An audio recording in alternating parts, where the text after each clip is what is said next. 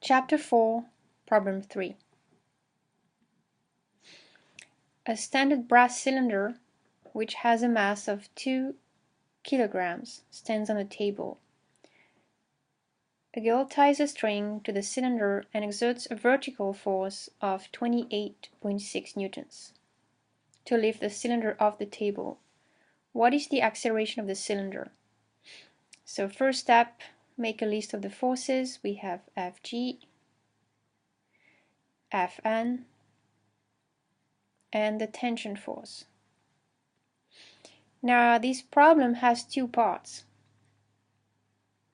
In the first part, the object is on the table, so we have Fg and Fn. That's part number one. Part number two, the cylinder is not touching the table anymore, so there is no more Fn. Instead, we have T and Fg. So the trick in that question is to realize that there is no more Fn to take into account. This is our free body diagram. So I'm going to draw a more accurate diagram. I don't know the exact length of those arrows, but Fg will roughly be 10 times the mass, so roughly 20. And T is 28.6. So T is larger than Fg. Therefore, the acceleration should be up.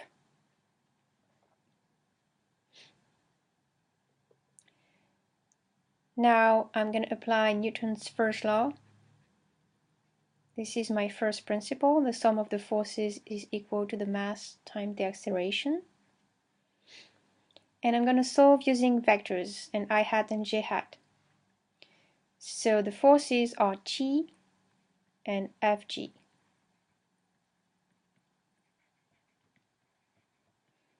T is 28.6 newtons j hat. And Fg is negative 2 kilograms times 9.81 meters per second squared. This is going to be equal to mass times acceleration. Now I need to tell why I did that calculation, so I'm just going to write this is m times g, just to explain the steps. So my acceleration will be 28.6 minus 19.6 newtons j hat divided by a mass of 2 kilograms, which gives me an acceleration of 4.5 meters per second squared j hat. Now I'm going to redo the same calculation using a y-axis to show you the difference. So the first difference is you start with a first principle in component forms. So sum of the y components of all the forces acting on the object is equal to the mass times the acceleration of the object. And T has a 0 component along the x-axis and a 28.6 newtons component along the y-axis. And Fg is 0 and negative m times g.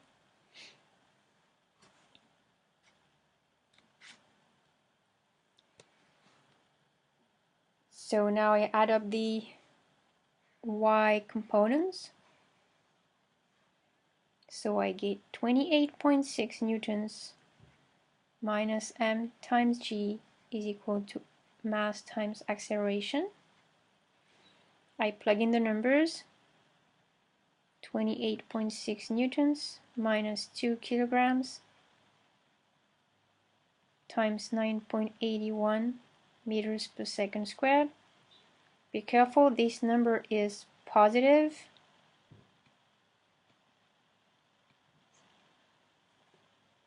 Is equal to the mass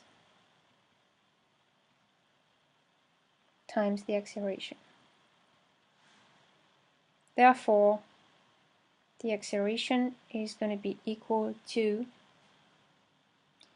28.6 minus 19.6